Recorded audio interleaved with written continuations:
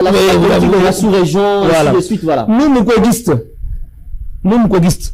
nous l'avions déjà dit que c'était une grosse erreur d'arriver, signer l'accord de Washington, parce que l'accord de Washington faisait sortir plus et limites qui étaient porteurs de germes mais qui allaient perpétuer les conflits aujourd'hui. Quelles sont ces limites-là? À Washington, on nous a amené dans une logique bilatérale, un conflit entre la RDC et le Rwanda. Et pourtant, le conflit que nous vivons aujourd'hui est un conflit régional, où l'Ouganda est acteur majeur, le Burundi est acteur majeur, le Rwanda est acteur majeur, le Rwanda, le Kenya, le Tanzanie, tout ce monde-là sont des acteurs majeurs. Mais ici, sur la table, il n'y a que la RDC et le Rwanda. Ouais. Rappelez-vous qu'il n'y a pas très longtemps, nos frères de l'Ituri ont été tués sur le coup de machette, alors que nous avons une opération conjointe entre le FARDC et le ZPDF en Ituri. D'ailleurs, le ministre de l'Intérieur devrait être interpellé pour donner des explications par rapport à cette opération conjointe-là de IPDF et FARDC. Ouais. Ça veut dire que aller en bilatéral avec le Rwanda, c'est déjà un problème. Ouais.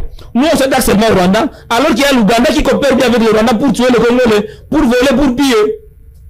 Il y a un lobby fort de Kenyans qui sont derrière le Rwanda. Mais nous avons pris des luxe ici au Congo de vendre nos banques au Kenya. Et ce sont les Kenyans qui contrôlent les finances congolaises. Les deux grandes banques puissantes du Congo sont aujourd'hui contrôlées par les Kenyans. Je ne vais pas citer les banques ici pour ne pas faire leur publicité. Ouais. Mais deux grandes banques, renseignez-vous, M. Ngati, vous allez voir qu'ils ont été vendus pendant ce régime ici au Kenya. Et ce sont ces gens-là qui nous combattent aujourd'hui, qui sont les canaux par lesquels... Il faut le dire les choses telles qu'elles sont. S'il vous plaît. Les banques ont été anéanties par Kabila, un point d'entrée. Oh là là, ouais. Mais c'est ça, mais oh là là. Equity Bank a été vendu quand? Non, la Procrédit Bank. Tembe Bank a été vendu quand? S'il vous plaît. J'ai pas de Procrédit. Je pas Procrédit vendu par les Kenyans aujourd'hui, c'est Equity Bank. Non, pas Procrédit, c'est Equity Bank et BCDC. Donc, 3 grandes banques congolaises ont été achetées par les Kenyans. Or, nous savons aujourd'hui la position du président William Ruto par rapport à ce conflit ici, par rapport à Kagame. Et c'est à ces gens-là que vous faites confiance, vous donnez tout. C'est ces gens-là qui contrôlent nos finances. Il y a ce problème-là bilatéral. Il y a le problème d'opacité dans ces accords-là. C'est très opaque. Quand bien même aujourd'hui on peut dire que non, l'Assemblée s'est prononcée. Mais normalement, avant que les chefs de l'État puissent signer, comme à ratifier l'accord de Washington, un débat devrait être mené, un débat de fond à l'Assemblée nationale pour voir si ces accords-là sont conformes à nos lois internes. Mais on a laissé d'abord les chefs de l'État ratifier pour que l'Assemblée nationale puisse discuter après. Et aujourd'hui, Ngati vous dit, s'il vous plaît, monsieur Ngati, non, mais vous allez prendre. La ratification ne vient jamais avant. Non, il y a des articles qui. Non, vous allez prendre la parole. Les gens risquent de garder ça. Non, vous allez prendre la parole. Moi, je vais vous appeler. Écoutez, monsieur. C'est grave. À l'Assemblée nationale, on a laissé les chefs de l'État ratifier d'abord pour et à la fin pour discuter, pour en débattre. Or, le débat là, c'est pour voter la loi de ratification, qui autorise la ratification.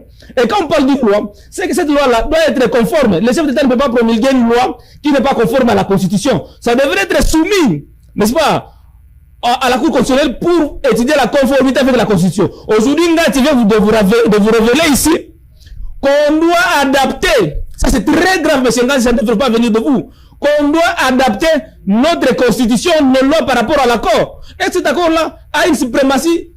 Il y a l'icône de notre Constitution. C'est ces accords-là qui devraient se conformer avant d'être signés à notre Constitution. Très bien. Vous dites aussi ce qui est plus grave et vous ne connaissez pas. Vous dites ici que on doit voir la Constitution. Non, on ne dit pas la Constitution. C'est vous qui parlez de la Constitution. Mais plutôt nos lois au niveau de la justice. Si je vous ai parlé de lois organiques.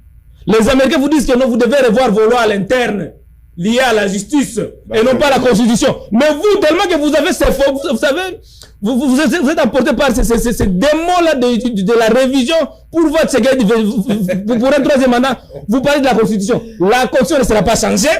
Premièrement, parce que déjà dans votre camp, vous commencez à nuancer, vous étiez dans un combat du changement, aujourd'hui vous commencez à parler de la modification. Déjà, vous comprenez que vous êtes déjà KO parce que c'est ce plan. Mais aujourd'hui, c'est ça le débat. Merci. Ça veut dire que 2028, tu sais qu'il finit son mandat, calmement, il prépare son dauphin. Nous aussi, Moukodistes, nous allons présenter notre candidat. Et puis, nous allons aux élections. Très bien. Contre votre dauphin, mais pas contre Tshisekedi. Parce que Tshisekedi aura déjà fait ses 2 mandats constitutionnels. Merci beaucoup. Mais il y a un problème très grave. D'abord,